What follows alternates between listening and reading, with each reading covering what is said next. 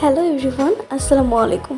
আজকে আমি শেয়ার করব ঝাল ঝাল খাসির মাংস ভুনা। চলুন ভিডিওটি শুরু করা যাক। প্রথমে এখানে মাংসটা ধুয়ে দিয়ে দিচ্ছি 1 চিলতে লেবুর রস এবং দিয়ে দিচ্ছি 1 টেবিল চামচ লবণ এবং লেবুর রস দিয়ে মাংসটা ভালো করে মেখে 10 মিনিট রেস্ট করতে দিয়ে, এতে করে মাংসে থাকা অতিরিক্ত গন্ধ চলে যাবে। এখন মাংসটা ভালো করে ধুয়ে নিব। খাসির মাংস অনেকেই গন্ধের কারণে খেতে চায় না। আশা করি এভাবে রান্না করলে মাংস থেকে কোনো গন্ধ থাকবে না।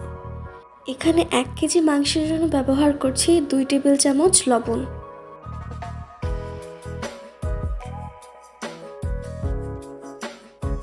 দিয়ে দিচ্ছি 1.5 টেবিল চামচ আদা বাটা, 1.5 টেবিল চামচ রসুন বাটা, 1.5 টেবিল চামচ হলুদের গুঁড়া,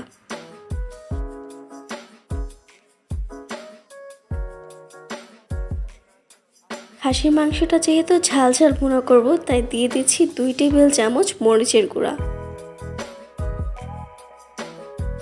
দিয়ে দিচ্ছি 1.5 টেবিল চামচ ভাজা জিরার গুঁড়া এবং 1 চামচ ধনিয়ার গুঁড়া। এবার সমস্ত উপকরণ মাংসের সাথে খুব ভালো করে মেখে নেব।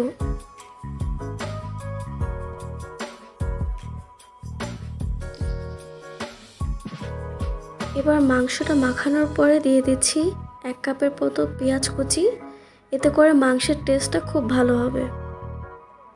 দিয়ে দিচ্ছি 3 টেবিল চামচ পরিমাণ ফ্যাটানো টক দই এবং টক দইতে দিয়ে মাংসটি খুব ভালো মেখে 5 মিনিট অপেক্ষা করব। এদিকে কড়াইতে তেল গরম করে শুকনো মরিচ, গোলমরিচ, এলাচ, দারচিনি, লবঙ্গ, তেজপাতা দিয়ে 1 মিনিটের পর ভেজে দিয়ে দেব পেঁয়াজগুলো যখন মশলার সাথে এরকম বাদামি রঙের হয়ে চলে আসবে তখন এতে দিয়ে দেব ম্যারিনেট করা মাংস।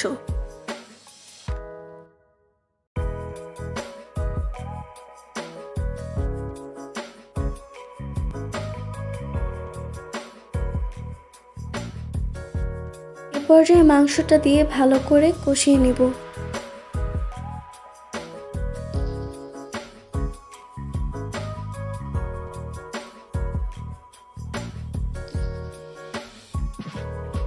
এখন অল্প আঁচে মাংসটা ঢেকে 10 মিনিট রান্না করব।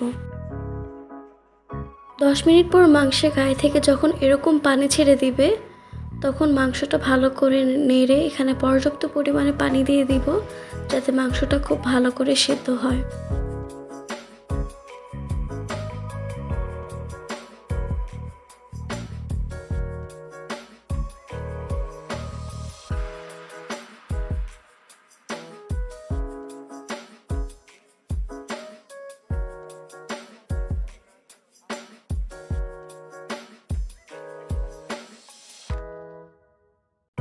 দেখতেই পাচ্ছেন আমার মাংসের পানিটা অনেকটা শুকিয়ে এসেছে এবং মাংসের ঝোল অনেকটা ঘন হয়ে এসেছে এবং এই পর্যায়ে মাংসটা ভালোভাবে সিদ্ধ হয়ে গেছে।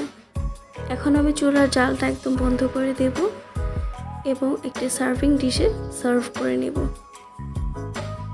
তৈরি হয়ে গেল খুব সহজে খাসির ঝাল ঝাল ভুনা। আশা করি আমার আজকের রেসিপিটি ভালো লাগবে।